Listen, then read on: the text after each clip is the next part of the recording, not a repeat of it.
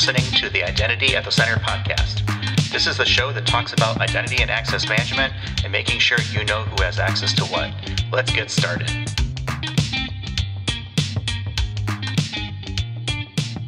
Welcome to the Identity at the Center podcast. I'm Jeff, and that's Jim. Hey, Jim. Hey, Jeff. How are you? Oh, not so bad. Yourself? Good, but a little bit sad. I'm having to go through the process of canceling my reservations for the Identiverse conference. I have too much stuff going on, and I'm not going to be able to make it. And I know I've been telling everyone on the podcast recently that I was going to be there. This podcast is going to go live the day before, and I'm very sad that I'm not going to be able to be there in person. But I'm hoping to at least be able to catch the sessions virtually. We have lots of friends there. I think I've shared I won't be there. By the time people are listening to this, I will be neck deep in boxes, moving a house, moving out of my house and into another house the same week. So kind of bittersweet. I was looking forward to it, especially this being the first conference that's being run by different organization other than Ping. Kind of truly separates it from them and makes it a little more vendor neutral. Not that it wasn't before, but it's been a while. I was at RSA a few weeks ago, and it was cool to kind of see people there. Be able to kind of fist bump folks that hadn't seen in a very long time. I did see Vittorio on the street. I think after we recorded, because we recorded, I want to say Vittorio was on the street. What was he like? Lunched over? No, it's one of those things you're every night there's like some sort of activity, and I don't remember what I was doing. I was going to get food or something like that. I was just like done for the day. And I saw him from a distance. I mean, you can't miss that hair. Yeah, right? You can't miss the hair, no. Yeah, so I was like, oh, that's Vittorio. I was like, and we were working on something specifically for this show. So we'll get to that in a second. So I kind of walked over, I fist bump him and say, hey, what's going on? And kind of chatted for a second and then kind of went on our ways. But that was pretty much like the conference was like, like a 30-second to 1 minute, 2 minute fist bump, and then like hustle and bustle off to the next thing that was out there. But well, the good news was that you weren't seeing Vittorio on the streets because he couldn't get a hotel, which I know for conferences in the past, especially RSA, that can sometimes be an issue. It is so hard to get a good hotel for RSA. You have to book the day that they announce it, or you are staying far away, you're taking shuttles, or you're just out of luck. Hopefully you're not crossing the Bay Bridge to try and make it. But yeah, that's the pro tip we talked about, last time when we were talking about this was make sure you book early and book often hotel rooms if you're going to RSA. That's right. That's right. So this thing that we were talking about with Vittorio that I sort of teased a little bit, this actually came as a result of a conversation that you and myself and Andy Hindle, who was on the show a few weeks ago, kind of were talking about. I think it was actually even during like one of just kind of like our pre-meeting, kind of getting set up and mic check and all that good stuff. And we're kind of thinking about, has the definition of identity and access management changed? And I was like, okay, well, that would be kind of an interesting show because I feel like it kind of has. And there's a lot of different terms sometimes used for this, right? Digital identity, IAM, IDM, all the different sort of identity words that could be out there. And I was like, oh, well, maybe we can turn this into a show. And my original thought was, hey, let's do like a live panel. Like, we have this live stream and haven't really been able to do it mostly because my schedule sucks, but should be stabilizing here in a couple of weeks after I get moved. But I thought I was like, okay, it'll be interesting to get, some of the identirati, as we like to say, on the show in some way and kind of have a roundtable discussion. And then actually you had the brilliant idea. It was like, why don't we just ask people the question and have them, email in their audio response. So I guess, Jim, do you want to kind of take us through the process of how we got to where we are today and from your perspective? Yeah, no, I think you nailed it pretty good there. I think what happened was Andy kept saying digital identity. And I thought to myself, whatever happened to IAM? And so I asked him that question. What's the difference between digital identity and IAM? And it kind of stumped him, right? And he's like, well, this is a longer answer. Or this would be a longer answer than we have time for in, this little bit of the episode. So maybe we make it a follow-up episode. And then from there, we kind of, as you mentioned, evolved the idea into this kind of roundtable. And we're going to go through the recordings that were submitted in the order they were sent to us. So no particular order. But do you want to go through and kind of like mention each person and play the clip and then comment? Yeah, I will MC this. And so the way this worked was, Jim spammed everybody that we could think of, sending email to say, hey, here's the question. If you'd be willing to record like a 2 to 3 minute sort of answer on what your thoughts are. And the question that we posed to everyone was this: what's the difference between digital identity and identity and access management? We're really kind of looking to see, what the different responses were. We got responses from a few different people. We have Ian Glazer. He's the Senior Vice President, Identity Product Management at Salesforce. He's a friend of the show, been on the show before. Sarah Sacchetti, she's the head of product for Amazon Cognito, another person who's been on the show. Actually, all these people have been on the show. Eve Mailer, Chief Technology Officer at ForgeRock. We've got Adam Michael, who's a Data Management Officer and Director for IT Risk and Identity, and Adjunct Professor at Texas A&M University. And then our old friend, Jamie Lewis-Gross, who's the Vice President, Solutions Engineering and Strategy at Savient. So now, by saying that, Jeff, you're not calling Jamie old, right? He's just been our friend for a long time. She has, and I think I am older than she is. So I've got her beat on that one. But here's the situation: like I'll let you listen. So if you're listening to the show and you stick around for when Jamie gets into hers, let's just say she ages herself as well. How about that? Of her own, volition, whatever it is. Sorry, JB, don't mean to throw you under the bus, but you start off with it. But yeah, and the other thing is cool here is I think really the only answer that Jim has heard so far is Ian's. So the others, Jim hasn't even really kind of listened to, and Jamie's is going to be a complete surprise for the first time. So a lot of this will be a combination of reaction, mostly on Jim's part. I have heard them all because I have edited them together and, prepped sort of the sound stage here as we're recording. So it'll be interesting. So why don't we go ahead and get started? And the question again, as we asked people, was what's the difference between digital identity and identity and access management? And this first clip is from Ian Glazer. So at first I thought that this question, what's the difference between IAM and digital identity, was an easy one to answer. And then I realized it's absolutely not. And the reason why it's not is not because if you ask 3 identity people what their definition is of a specific identity term, you'll get 6 answers. It's because within the question is actually a bunch of different issues.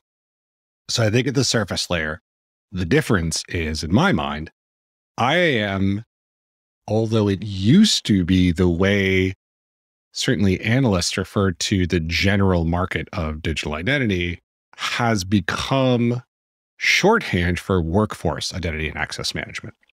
So I think in sort of more modern parlance, IAM is the workforce equivalent of SIAM. Okay. And so then, that's true, then we're left wanting an umbrella term that could cover both workforce identity and SIAM and all the other bits that are starting to become integral to the industry. And so to me, digital identity has become that umbrella term.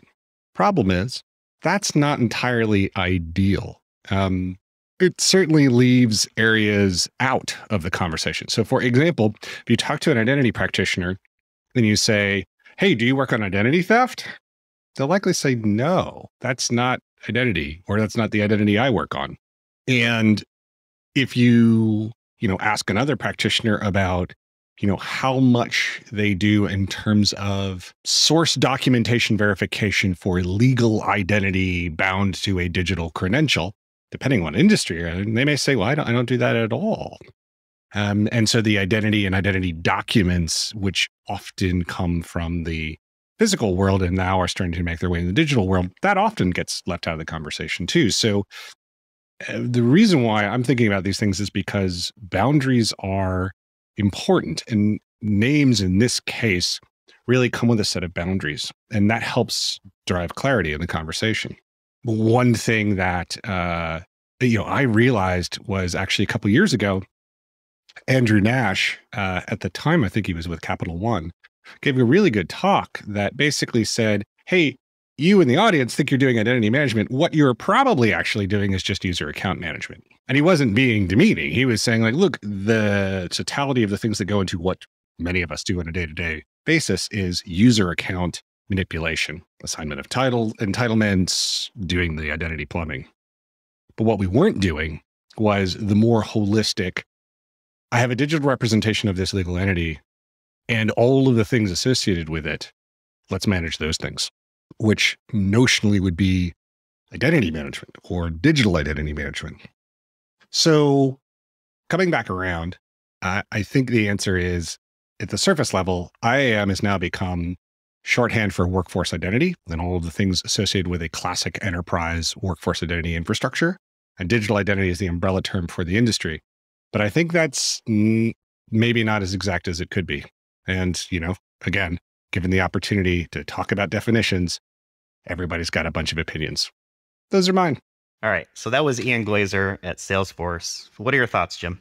I think that he got to the heart of kind of what I think the difference is, which is that it's kind of how it's wording around, what is the classification of the industry. Now, he's saying identity and access management has become kind of a focus on the workforce part of this whole digital identity space. Whereas I think it's kind of like a historical change that's happened. It's like we started out with the industry of identity and access management.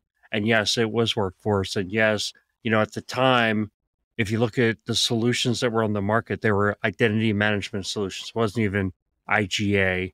And there were access management solutions. So they were, how do you protect your websites? So it's less about federating out, but it's more about protecting the systems that you had. So the classification, identity and access management did it very well for the time. And then as what kind of start to build up in the space kind of grew and added new scope, it kind of stretched. And the term identity and access management, I feel like, became less descriptive of what this whole space has become, which includes customer identity management, which includes self-sovereign identity and identity verification, all these things that no longer did the term identity and access management fit very well. And I think the term digital identity has been around for a while, but people weren't really taking it seriously until within the last, let's say, 3-4 years, where I feel like it's, people are starting to now break from using IAM. I still use IAM, but that's kind of the way I am. I still write with a pen on a piece of paper sometimes. And the term digital identity is kind of taking over, which encompasses this much larger area. And I think it's probably just more appropriate.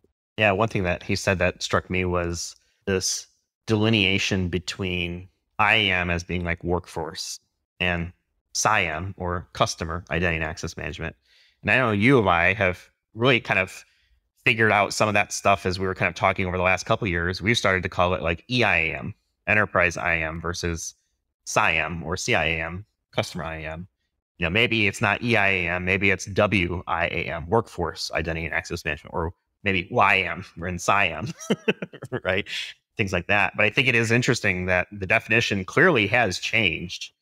I'm a little surprised, not surprised, because we're going to have more answers here, at the perspective that it seemed to me what I was taking is that IAM sort of fits underneath the umbrella of digital identity. I can see a situation where people might have a definition of digital identity as sort of like a civic or citizen type identity. It'll be interesting as you listen here to some of the other folks that we've got, if how close are some of these definitions and how different some of them are, because I think the perspectives really are pretty different. Why don't we go ahead and get into Sarah Sacchetti next? She's with Amazon Cognito. We asked her the question, what's the difference between digital identity and access management? What's the difference between IAM and digital identity? I was tempted to say there is no difference between IAM and digital identity, and I suspect that's what many experts will tell you. But that's not true. There's a very important and overlooked difference. There's a division of the US government called the National Institute for Standards and Technology, or NIST, and their job is to measure things. How long is a meter? Ask NIST. How heavy is a kilogram? Ask NIST. Well, in the 21st century, they started measuring not just physical things, but digital things like security and identity. They wrote a document called Special Publication 800-63. The publication outlined a way to measure how strong an identity transaction was, and it used a measure called level of assurance. How sure can I be that the person at the end of the line is who they say they are? As that document went into broad use, they found it had cracks in its armor. It wasn't doing the job that it was intended to do because it was too one-dimensional. And it was one-dimensional in exactly the axis that we're focusing on in this episode. It conflated IAM with digital identity. It said that the strongest transactions have both strong authentication mechanisms and strong identity proofing, meaning that we verified the real-life identity of the person at the end of the line. But that measure leaves no room for a very important use case: strongly authenticated anonymous users. Imagine a political dissident who wants to tell the story of what she's experiencing in her country, but she needs to keep her identity hidden so that her government won't find her. Do we need strong authentication for that person? Absolutely. We need to use the strongest technology we have to make sure that her lines of communication haven't been compromised. Do we need strong identity proofing for that person? No. Identity proofing that person could actually compromise her safety. We need strong IAM without strong digital identity. That's when NIST hired a team of identity experts, including myself, to rewrite the whole concept of identity verification. We threw out the one-dimensional measure and made it three-dimensional. Now, instead of one level of assurance, there are three: identity assurance level, authenticator assurance level, and federation assurance level. Because IAM and digital identity are and must remain different. All right. So what do you think about Sarah's answer? Oh, I think that's a very good use case, right? And I hadn't thought of that.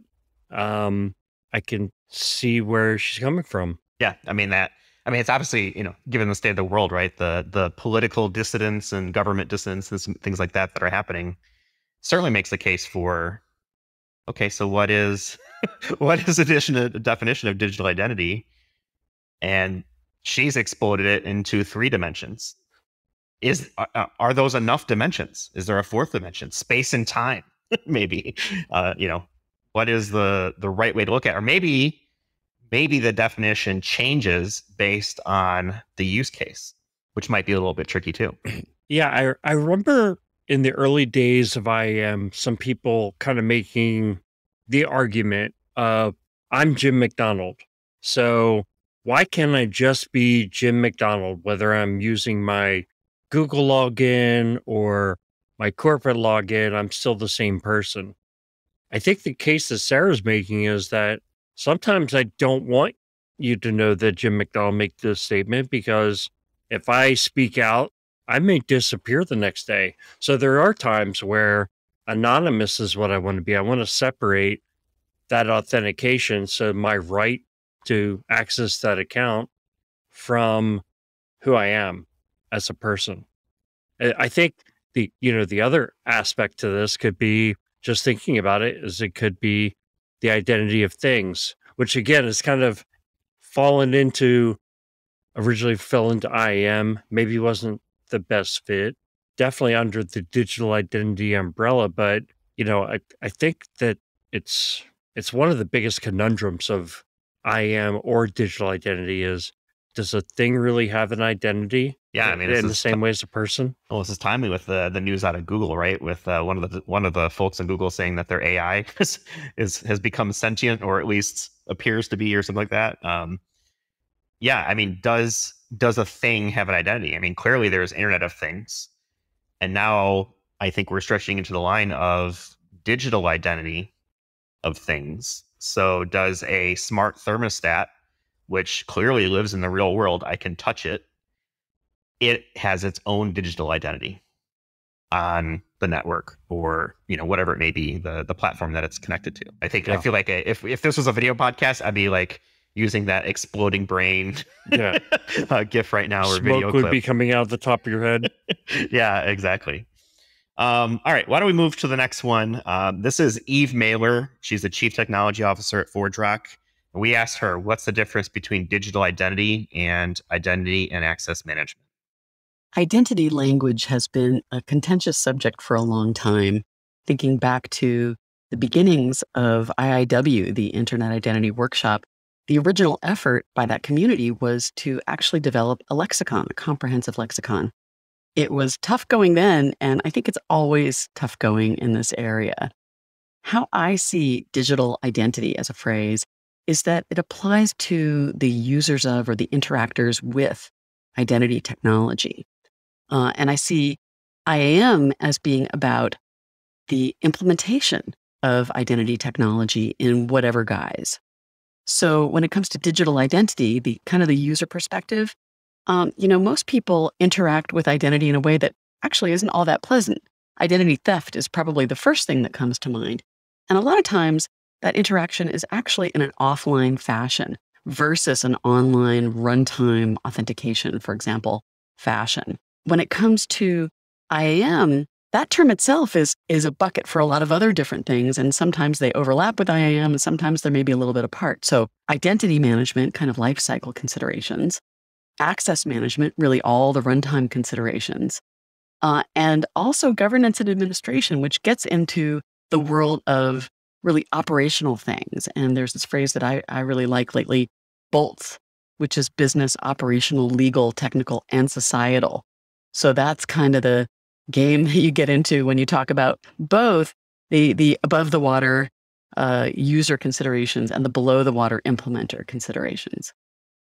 One of the things that I find when I just talk with ordinary people out there who don't do what I do about what you could call the jobs to be done of digital identity is that all of the things people expect to get from this sort of technology, it cross-cuts what things businesses want as well. I have a new Venn diagram about this where I think in terms of protection and personalization and payment and people. So there are unique needs among all of those categories, and they cross-cut quite a lot of things. Like achieving security is actually something that's welcomed by people and by businesses. It applies across all of the identity language. So I thought that was pretty interesting, the definitions that she has for the two, and kind of seems to me like it's changes a little bit, right? Whether you're IAM or digital identity. What are you thinking? Yeah, it's interesting because I'm going to allow my mental definition to adapt as I hear these recordings, because it's really, as I was listening to Ian, that, like you said, that was the only one I listened to beforehand, kind of saw identity and access management as a subset of digital identity. As I was listening to Eve's, like kind of thinking they're two separate concepts, right? Identity and access management potentially is something I do with all these processes to, manage who gets access to what, which I think is the traditional definition, right? But then when I think about digital identity, I'm actually thinking about some instantiation of, say, Apple has this concept of who Jim McDonald is. And I can, have Apple's vision of Jim McDonald, but it really kind of has a border around it. And then Google has a different definition of the digital identity for Jim McDonald. And then as Jim McDonald, I've got all these digital identities running around. Maybe they all tie back to me, but essentially they're like a data set that these companies have about me. They're like a digital fingerprint of me. Maybe they can grant me access to things within their border. Maybe they can grant me access to things beyond my border. So, maybe Okta has that digital identity or that thumbprint about Jim McDonald, and it can pass me on to Concur, for example. But yeah, so maybe rather than IAM being a part of digital identity, representing, workforce or even some set of technologies, it is that workforce set of technologies, how I go and manage. But then these digital identities is a separate concept, which is these companies have this fingerprint, this data set about me, and that is what digital identity is. Yeah, I think it's interesting if we take that concept of, okay, well, this concept of digital identity and separate out from what is identity and access management. It's typically a collection of services that are being done. It's identity management, it's access management, privilege access, governance and administration, right? Things that you've mentioned. Even the service of running an IAM program is a service within that. And now you're starting to, I hope people are starting to catch on. It's like, this is hard to define because people have different interpretations of, digital identity. What does it mean? Does it mean your fingerprint, so to speak, online or other, digital transactions, or is it meant to be, the overarching? Well, we know it's more than IAM, and we need to somehow say that. Well, we do both, IAM from an enterprise perspective, but we also do it from a customer side, and we do other things other than technology. Maybe it's program. Does that fit under the bucket or that definition? I think it's interesting. As we're kind of going along. I certainly had sort of a in my head definition, and as I listened to these over and over and over again through the editing process and prepping the show, it changed a little bit, and now I'll be honest, I'm not sure what to think. So let's keep going, and let's now hear from Adam Michael over at Texas A&M and what his answer was to the question of what's the difference between digital identity and identity and access management? When I think about the difference between IAM and digital identity, I really think that they are overlapping sets. So I see digital identity as being a key component of an overall IAM strategy. So digital identity, to me, and I'm coming from the perspective of a higher education environment, but so much of what we do now, learning and research, is moving to an online environment. And the ability to authenticate someone and know that, okay, if Joe student is taking a test, we actually have the correct person on the other end of the online resource taking that test, right?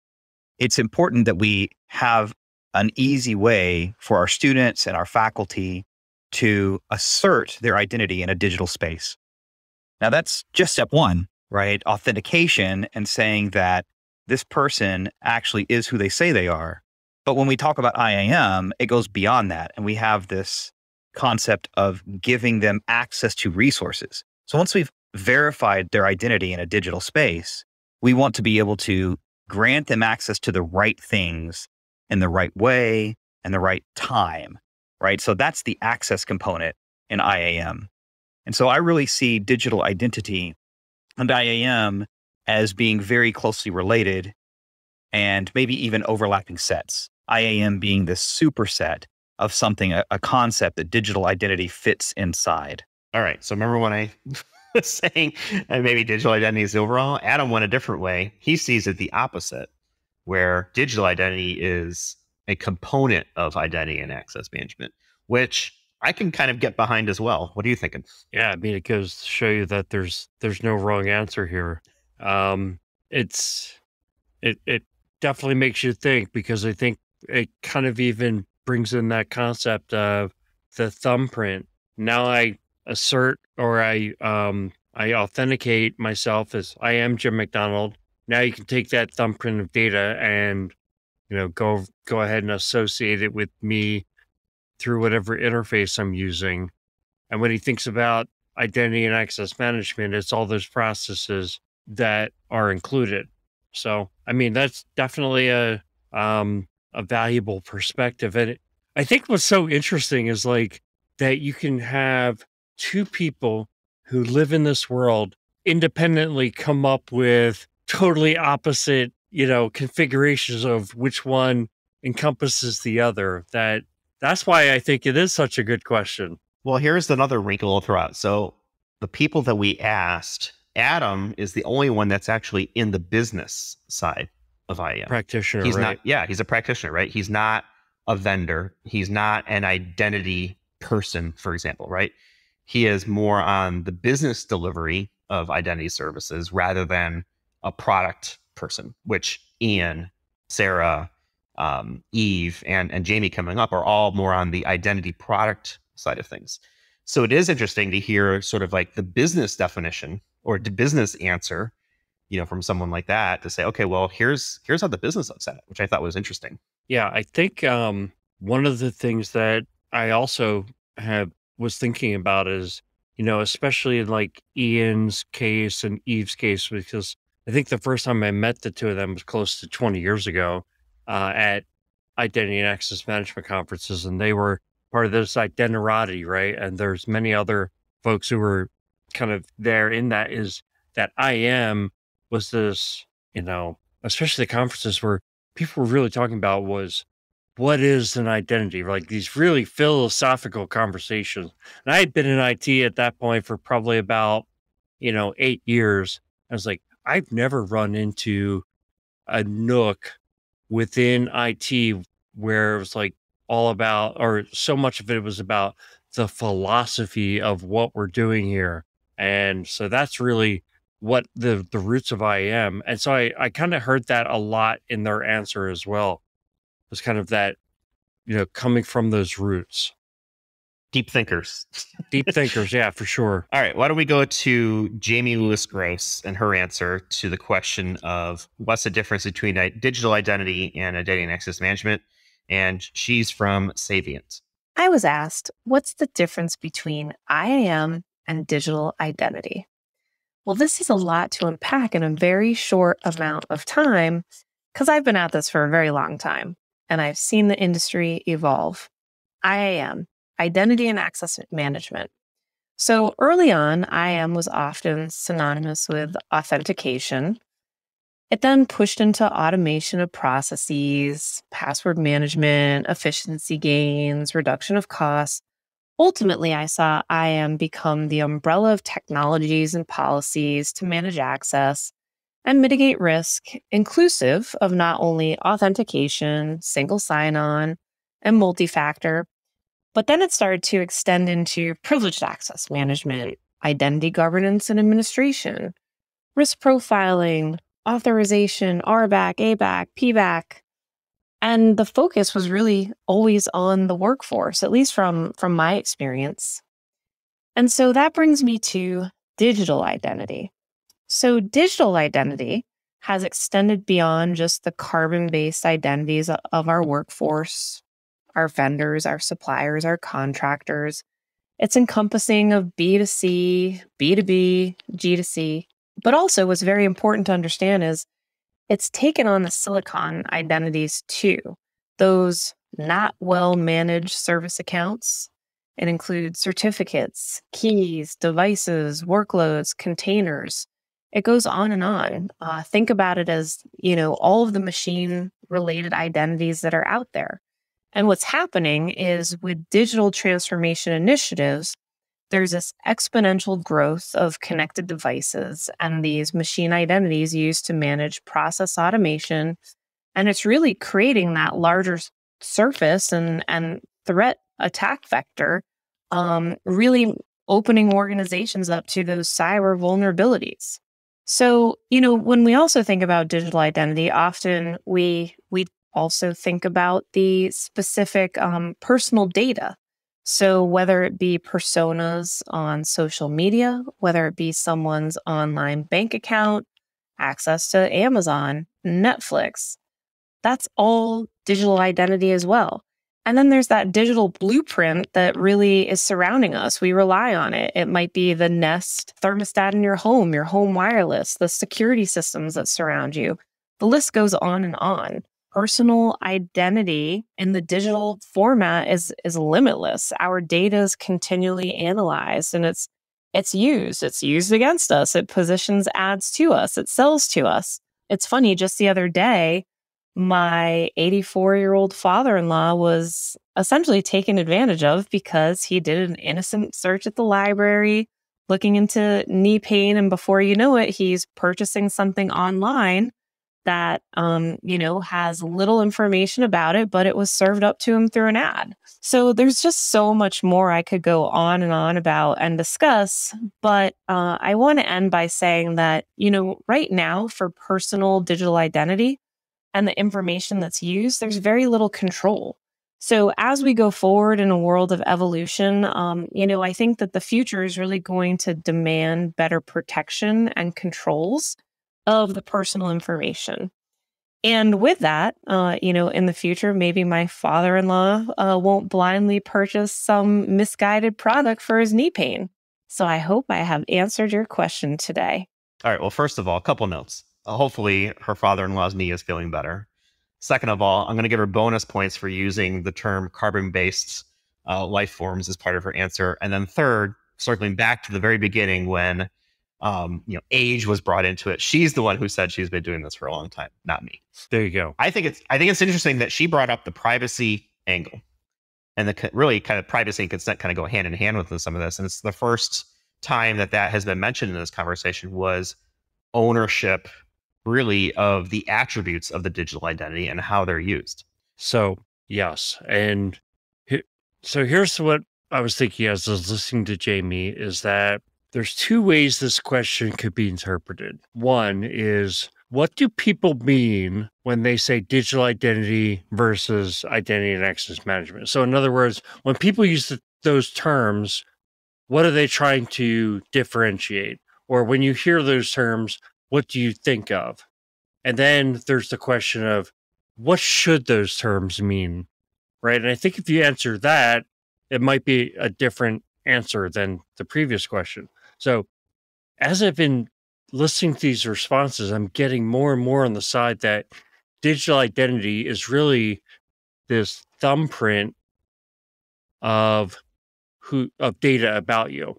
Now, one thing that I've run into over time in the identity and access management consulting, or digital identity consulting, whatever you want to call it, right? Is, when does that data stop being IAM data, right? So what data is and actually one thing I would differentiate from what Jamie said, when I first got into identity and access management, it seemed like it was all about directory synchronization and LDAP data. And we got all this LDAP data. How do we manage the LDAP data? And then the applications are going to bind to the LDAP and authenticate, or we'll have an access management system that binds the LDAP, but it's all about directories. But, what used to be the boundary of what was identity data or your digital identity or IAM data was what was in the directory. I think that what we found with virtual directories is now you can expand that out and then take it to another step. Imagine if we had Dan Creed from Meta answer this question. What is the digital identity? What is your digital identity thumbprint? Well, now it's, all these different data points that you couldn't even imagine were part of you. And you think, well, maybe that's marketing data. To me, that's what like the digital identity data is. Whereas the identity and access management is, what is the data that determines what you should have access to, right? So one, what is my credential data? What is the data that's needed for me to authenticate myself? And then what defines what's going to give me access? It could be attributes for attribute-based authentication, or it could be roles and things like that. But that is my IAM data. But it seems to me this digital identity goes beyond, like, what are my shopping preferences? What is my location? Especially like, I was at Starbucks the other day. Every time I go to Starbucks now, if you get in the drive-thru, you drive by it, it's like, on your iPhone, it pops up with your Starbucks app. Like, you can just push this button and go in and have a latte if you'd like. So all of that data now is kind of extending its marketing data, but it's kind of becomes your digital identity. I don't know. So to me, that could be what actually is a digital identity versus IAM, not necessarily how the terms are used. Because I believe the terms are being used as a replacement. I think that when you look at consulting firms, they're just replacing their identity and access management practice with digital identity. They're just saying, yeah, we have a digital identity practice. 5 years ago, it would have been called their identity and access management practice. So to me, digital identity is replacing identity and access management from a lexicon standpoint. But I think that they should have a deeper meaning. Yeah, it's interesting. I think you're totally right, especially that last example there of like consulting, right? What is it you say you would do around here? Well, what are you? I am consultant. Yeah. Yeah. Or I'm a digital identity consultant. Or what's wrong with you people? How do I name the practice that I'm, starting and running up? Is it IAM? Is it digital identity? Is it secure digital identity? Is it just identity?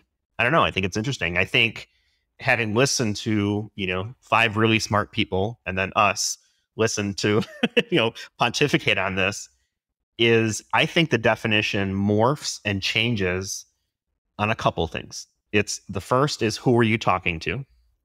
And the second is what is the point that you're trying to get across? Because if I'm talking to someone who doesn't know anything about identity and access management or digital identity, I'm going to try and keep it simple. And I might use vaguer language that, is maybe easier to understand or try to articulate versus, hey, Jim, let's go talk about why we should be using, ADFS for authentication. And then, not that we should, that's a bad example. Sorry. we should be using modern standards for authentication, but, having a more technical conversation and talking through identity and access management versus just this umbrella of identity, which has other connotations to it too, right? Especially in the physical world with gender and things like that. So now we're like, okay, well, where is the line for identity? I don't know what to tell you. I think I went into it originally with the idea of like, okay, well, I see IAM as a subset of this broader thing called digital identity. Digital identity is the concept of how are we managing identity and access management in a digital way, whatever that looks like. Having listened to Adam, like, okay, I can certainly see that where it's flipped on its head in my world and be like, okay, well, digital identity is sort of a component of identity and access management. If I start thinking about it from a services standpoint, what is it that we're actually offering? And then you brought me back when you said, okay, well, on the consulting side, how would you explain what you do? Okay, well, I run an identity practice. And I think that's how I've been introducing really kind of myself is, talk to me about identity. And that's kind of where I've left it so far. But I'm sure it'll continue to evolve over time. I think what's fascinating is, we've got 5 expert opinions and then ours. And between the 7 of us, none of us really had the same answer, which I think is why this made the question so interesting when we were originally talking with Andy about it a few weeks ago. And I know my answer evolved throughout the show. And I bet you if Ian was listening to those other definitions, there'd be things that folks had said that would, as the conversation evolved, he probably would evolve his definition as well, because those perspectives. But I think at the end of the day, we did not solve the question, right? We just showed that this is something that's in flux, something that's happening. I think this is a fantastic format for raising some questions like this in the future. And I'd love to hear from our listeners. If this format resonates with you, we can go ahead and do some more episodes like this. Yeah. I think it's easy enough to, record on your phone, just a simple audio clip. If you've got a definition of, or at least an answer to the question of what is the difference between digital identity and identity and access management, is there one? Feel free to record something and, tag us on, hit us up on LinkedIn. You can attach the file there or we can figure out how to get over to us. But I think it's something to continue on. I think with Identiverse hitting this week, a lot of these folks that we heard from today, minus us, will be there, ask them, what do they mean about some of this stuff? Because I think it'll be interesting to hear. I think you're totally right that if we had all of these folks in the room, I'd be willing to bet some parts of each definition would have evolved just within the last 45 minutes as we've been talking here. Absolutely. Yeah. So like any good podcast, we didn't offer any answers. We just talked about it for 45 minutes. I think, people can kind of figure out. And even if we don't have the answer, maybe what we did is we sparked an idea, right? And someone's listening out there is like, oh, I never really thought about it from that angle. I don't think there's a right answer or a wrong answer. I think there is just, here's how I represent, this specific question. And I think that's okay. I just think you have to be careful about who you're talking to and what's the context of the conversation, because sometimes things can get lost in translation, but I don't know if there necessarily needs to be a right answer right now. I think you're right with that. And I think that was kind of what we expected out of this, and we got what we hoped for. We got what we asked for, and but like I said, I think this is a great format. So if we come up with some other questions, I think that we could pursue this format again. Yeah, definitely. It was a lot of fun to kind of put this together. So, all right. So why don't we go ahead and start to wrap things up? I was thinking about, what's our end on a lighter note for this episode, and I want to jump on what Jamie was talking about with her father-in-law, and knee pain and some sort of, I don't know, order, purchase, whatever that may or may not be helpful. Hopefully it was, but you never know. So here's my question to you, Jim. What is the worst or strangest online ad you will admit to that you have been served based on, browser cookies or session history or whatever it may be? Well, I'm not going to even go close to that I would admit to kind of thing, because I gave you that escape hatch just in case. Yeah, right. So I mean, I wouldn't call myself a conspiracy theorist, but this is one of the strangest things that happened to me. Was I grew up in Philadelphia. My brother obviously grew up there as well. And he still lives there. And I was visiting him, and he lives in an older house, which the townhouse style buildings there, they call them row homes. He lives in a row home, and it's probably 75, 100 years old. And I go into his basement, and he's got this big plastic sink next to his washer and dryer. And we used to always call them utility sinks. Yeah, that's what I was thinking too. Utility square, right? Yeah, it's like a deep square. Deep base, yep. And I said, I haven't seen one of those in years, Mike. Yeah, this utility sink and blah, blah. We had a whole conversation about it. And I really hadn't seen one in years. A couple of days later, an advertisement showed up on my laptop in Amazon, like an Amazon ad for a utility sink. And so the conspiracy theorist in me says, somehow my phone was listening, heard utility sink, sold some kind of message to Amazon or whatever, and they served me up an ad. Did that happen? Probably not. Maybe it just triangulated that I was in this area, because I do think that, location is something that can be served up, potentially sold to a vendor, and that maybe there were a lot of utility sink purchases within that area, because I would bet you every row home in that whole neighborhood have these utility sinks. So, that's probably what happened. But yeah, it got me thinking, like, okay, is my phone spying on me? Yeah, I think I've heard that one before too. Like the whole, is my phone spying on me? It could be your brother or someone was searching for utility sinks for something, replacement, repair, whatever. And because the powers that be know that that's your brother, it's like, oh, well, maybe you might be interested in this as well, right? Or whatever it might look like.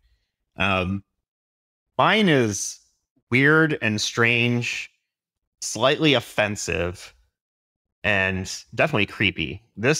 I'll never forget this, because this was right around the pandemic kind of beginning. I want to say we're about 6 months into it.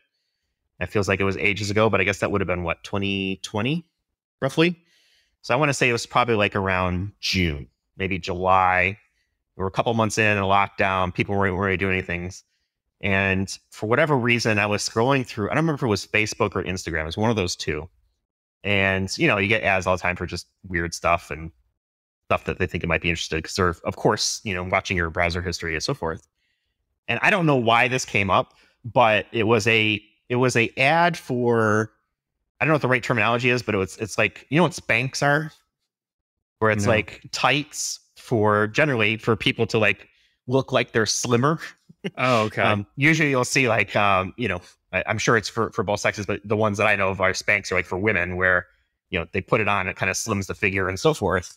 And this was the equivalent, but for men, as like Spanx underwear, a compression thing that's supposed to go up and over your belly to try and compress things. I was like, what the heck is this? And then I got offended. I was like, well, I could lose a few pounds. And I was like, huh. I don't know how they decided that I was in that, other than, okay, well, here's a person who hasn't left his house probably in like 2 or 3 months. They probably need help. We've noticed that there's been a lot of DoorDash deliveries. A lot of DoorDash, a lot of pizza delivery. Yeah, exactly. So I was offended, mostly amused, mostly, and slightly perturbed that, how dare you make that recommendation? But I'll never forget it. I was like, all right, well, that's weird and whatever. Just to get you back, I'm going to order 2 Frosties from Wendy's right now. Exactly. Well, if I'm going to start wearing them, I guess I got to get the maximum value out of it. So, exactly. So I never did order them, but even though I probably could use them, but I thought that was interesting as well, just from a timing perspective. And I wonder what went into the decision for whatever logic was used to run that ad. Location hadn't changed, mostly at home, a lot of food deliveries, pandemic. I don't know, whatever it may be, but I'll never forget that. I think that was just the weirdest thing I've been served up so far. Was that an Amazon ad, or was that? Oh, you said that was a Facebook yeah, it was either platform. Facebook or Instagram. I can't remember which one it was, and they're the same company, so I guess it doesn't really matter. But yeah, I don't remember where exactly I saw it. But usually my Facebook ads are around like audio equipment, because that's what I'm looking for the podcast, right? Or backpacks. I have like a bag collection. I'm a collector of like nice backpacks, things like that. So usually that's what I get spammed with. But this one was just so far out of like the blue. I didn't get it. And I remember showing it to my wife too. I was like, look at this. And she just kind of like smiled. I was like, oh, okay, well, screw you then too. She was like, hey, you might look good in one of those. Yeah, exactly. All right, let's go ahead and wrap it up there. I really want to thank Ian, Sarah, Eve, Adam, and Jamie for taking the few minutes or however long it took, to get that stuff sent over to us. I thought it made for a really interesting episode. I think if you're listening to this and you're Identiverse, try to fist bump those folks if they're around, and let them know you heard us here, and ask them to kind of articulate what they meant and see if their position has changed at all. But I think that would be interesting. And if you've got a take on it that you think is different, send it to us as well. We'll be happy to play it on the show and sort of discuss it. So we can go with that. Before we wrap up, any final thoughts for this week, Jim? No, sorry, I'm not going to see everybody out there at Identiverse, but next year. And, I think it's going to be a fantastic conference. I'm really so depressed about not being there. Yeah, the energy level was pretty good at RSA. I think people are ready to be back. I'm going to try to make it out to Gartner in August in Las Vegas. So maybe that'll be my next one after my move here takes place over the next week or so. So, all right, I'm going to go ahead and leave it there. Thank you all for listening. You can find us on the web, identityatthecenter.com. We're on Twitter at IDAC Podcast. The live stream that we do at idac.live is still on hiatus while I figure out my life, my schedule, but it will be back at some point. And with that, we'll go ahead and leave it for this week. Thanks for listening, and we'll talk with y'all in the next one. Thanks for listening to the Identity at the Center podcast. If you like what you heard, don't forget to subscribe and visit us on the web at identityatthecenter.com.